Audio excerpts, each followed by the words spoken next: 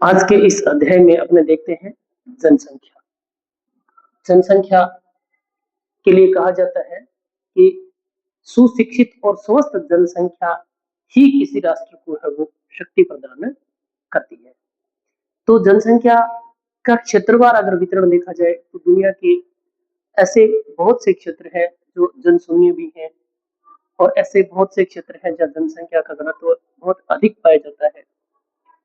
अगर दक्षिण ध्रुव जैसे क्षेत्रों में देखा जाए तो जनशून्य क्षेत्र है और अगर एशिया के कुछ क्षेत्रों को देखा जाए तो वहाँ पे बहुत अधिक सघन जनसंख्या भी है। दूसरी तरफ साइबेरिया जैसे क्षेत्र हैं वहाँ पे जनसंख्या बहुत कम पाई जाती है। तो हम देखेंगे कि ऐसे ऐसे कौन से फैक्टर हैं तथा सबसे पहले इसी क्षेत्र में हम देखते हैं कि भारत में जो जनसंख्या है वो कितनी है और भारत का क्षेत्रफल है उस हिसाब से जनसंख्या का जो दबाव है वो कितना अधिक है। तो कुछ आंकड़े हम ले रहे हैं कि पहली जनगणना है वो 1872 में होती है।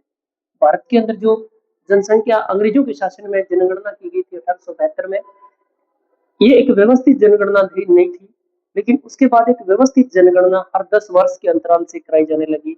वो 1881 में उस टाइम वायसराय थे लॉर्ड रिपन के समय में। तो प्रश्न पूछा जा सकता है कि पहली व्यवस्थित जनगणना है वो किसके समय में करवाई गई? तो ये करवाई गई थी लॉर्ड रिपन के समय में। तो लॉर्ड रिपन ने भारत के अंदर 1881 में पहली जनसंख्या की गणना है वो करवाई थी। ऐसे तो इतिहास में हम देखते हैं कि गुप्त काल में भी चंद्रगुप्त के टाइम में जनसंख्या की गणना है वो की गई थी। अशोक के समय में भी जनसंख्या की गणना है वो की गई थी। लेकिन यहाँ पे आती है बात कि हमारे अब वर्तमान के संदर्भ में अगर देखें तो 1881 में सबसे पहले लॉर्ड रिपन ने है वो भारत के अंदर जनसंख्या की गणना की शुरुआत है वो की गई थी। तो 1881 में पहली व्यवस्थित जनगणना है वो की गई थी और उसके बाद से हर 10 वर्ष के बाद जनसंख्या की गणना है वो की गई है। लेकिन वर्तमान में अगर देखें हम तो 2021 की जनगणना है वो अभी तक नहीं हो पाई है, जो कोरोना के काल से रुकी हुई थी। अब 2026 में आकर के जनगणना की प्रक्रिया वो फिर से शुरू हुई है। तो हम देखते हैं कि जब 2011 में जनगणना हुई हमारे देश के अंदर, तो उस टाइम 1210.6 मिलियन जनसंख्या थी, अर्थात 121 करोड़ लोग भारत के अंदर थे।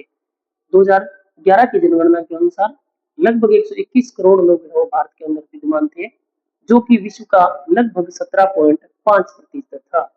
अगर हम बात करें भारत के क्षेत्रफल की, तो भारत का क्षेत्रफल लगभग 2.28 मिलियन वर्ग किलोमीटर है, जो कि विश्व का केवल 2.4% है।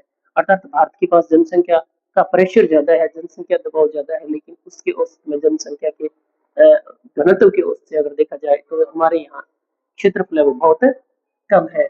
इसी प्रकार हम देखते हैं कि भारत के अंदर सभी राज्यों में जनसंख्या है वो एक जैसी नहीं है। कुछ क्षेत्र ऐसे हैं जहाँ जनसंख्या का घनत्व अधिक पाया जाता है। उदाहरण के लिए अगर हम देखें जहाँ उपजाऊ मिट्टी है, मैदानी जो क्षेत्र है, ये वाला जो क्षेत्र है यहाँ पे सबसे अधिक सघन जनसंख्या पाई जाती है।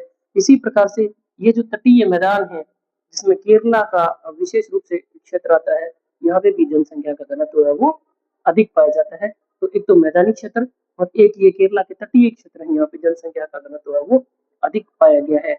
हम बात करें सबसे ज्यादा जनसंख्या की, तो भारत का सर्वाधिक आबादी वाला जो राज्य है वो यूपी है, यानी कि यहाँ उत्तर प्रदेश के अंदर भारत में सबसे अधिक जनसंख्या है वो पाई जाती है और लगभग लगभग ये 16% जनसंख्या है वो यहाँ पे रखता है। सिक्किम बहुत कम जनसंख्या वाला ये जो पहाड़ी क्षेत्र है, ऊपर निकला हुआ उभरा हुआ क्षेत्र, यहाँ पे बहुत कम जनसंख्या है वो न्यून जनसंख्या है वो रखने वाला राज्य है। इसके अंदर 0.6 मिलियन लोग 0.6 मिलियन लोग है वो निवास करते हैं। तो सिक्किम कम जनसंख्या वाला और यूपी सर्वाधिक जनसंख्या वाला जो राज्य है वो है। लक्षद्वीप की बात करें हम, तो यहाँ पे जो द्वीपीय स्थिति बनती है भारत की, छोटे छोटे द्वीप है, उन द्वीपों में अगर लक्षद्वीप में देखा जाए तो 64,429 लोग हैं वो लक्षद्वीप में रहते हैं। 64,429 लोग लक्षद्वीप में रहते हैं। 5 राज्यों का अगर हम क्रम देखें भारत में, कौन कौन से राज्य है वो भारत के सबसे अधिक आबादी वाले हैं, तो ये केवल 5 राज्य जो इस एरिया में है, ये पूरे भारत की आधी आबादी है वो रखते हैं। इनमें हम देखें तो सबसे पहले यूपी है, फिर महाराष्ट्र का ये एरिया आ जाता है। यहाँ पे भी जनसंख्या का घनत्व मुंबई और अन्य सिटी होने की वजह से भी यहाँ अधिक है, तथा इसके बाद बिहार का क्षेत्र आता है, फिर पश्चिम बंगाल वाला ये एरिया आ जाता है, और उसके बाद अगर हम देखें तो आंध्र प्रदेश में यहाँ आके की जनसंख्या को ये तटीय मैदानों की वजह से और सुविधाएं अधिक मिलने की वजह से ज्यादा है।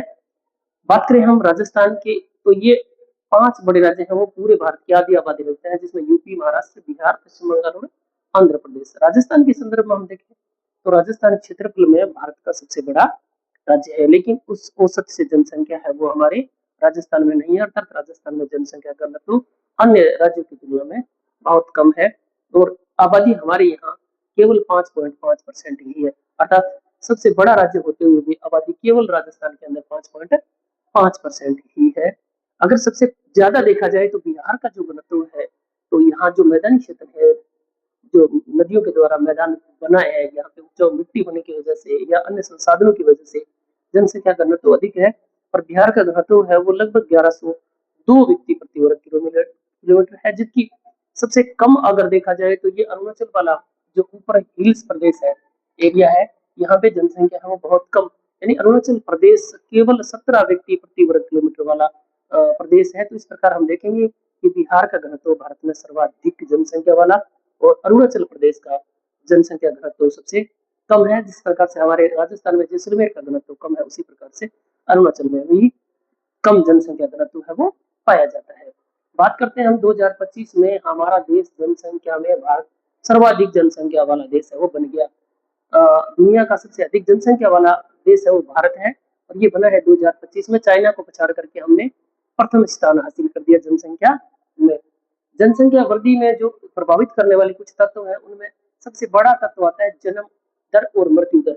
तो दो फैक्टर काम करते हैं, ज्यादा जनता जन्म लेती है, जनसंख्या ज्यादा होती है, मरने वालों की संख्या भी अगर कम रहती है, तो इस प्रकार से जनसंख्या है वो अधिक बढ़ जाती है। 2001 से लेकर के 2011 तक अगर हम बात करें, तो हमारे देश में 10 लाख वाले शहर है वो 35 शहर थे, जो कि अब उल्टे हो गए। 10 साल के अंदर 53 शहर है वो 10 लाख से अधिक आबादी वाले हो गए, 35 से 53 इनकी संख्या हो गई। किशोर जनसंख्या के बारे में देखा जाए तो किशोर जनसंख्या में 10 से 19 वर्ष के बच्चों को काउंट है वो किया जाता है। बात रही जनसंख्या नीति की, तो 1952 में परिवार नियोजन कार्यक्रम है वो शुरू किया गया था। परिवार नियोजन कार्यक्रम जनसंख्या वृद्धि पर रोक लगाने के लिए प्रश्न पूछा जाए तो 1952 के अंदर है वो शुरू कर दिया गया था। और 2000 में हमारी राष्ट्रीय शिक्षा नीति भी आई थी 2000, और ये राष्ट्रीय जनसंख्या नीति है। 2000 में आई राष्ट्रीय जनसंख्या नीति, 2020 में राष्ट्रीय शिक्षा नीति आई है। इसी प्रकार से एक राष्ट्रीय जनसंख्या नीति आई थी एनपीपी 2000।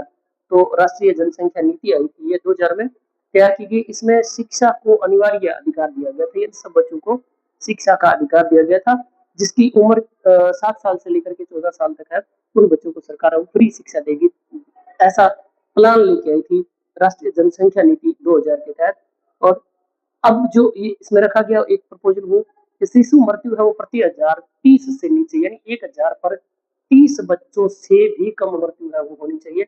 इस प्रकार के प्रावधान है वो इसमें किए गए। तो ये हमने देखा कि क्षेत्रवार किस प्रकार से भारत के अंदर जनसंख्या है वो अलग अलग एरिया में घनत्व अधिक रखती है, और कुछ ऐसी क्षेत्र हैं जहाँ जनसंख्या का घनत्व अरुणाचल प्रदेश जैसे एरिया, सिक्किम जैसे एरिया में बहुत कम है। आज के चैप्टर में बस इतना ही। Thank you.